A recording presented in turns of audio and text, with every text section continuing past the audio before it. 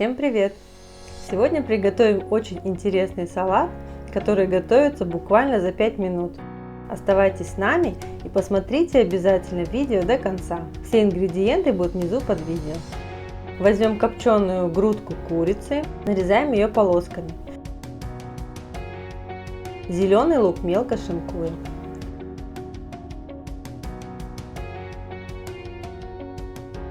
Укроп также мелко нарезаем.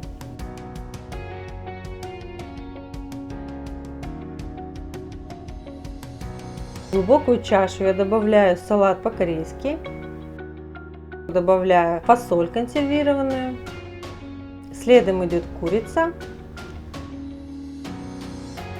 лук, укроп и заправка для салата – это майонез.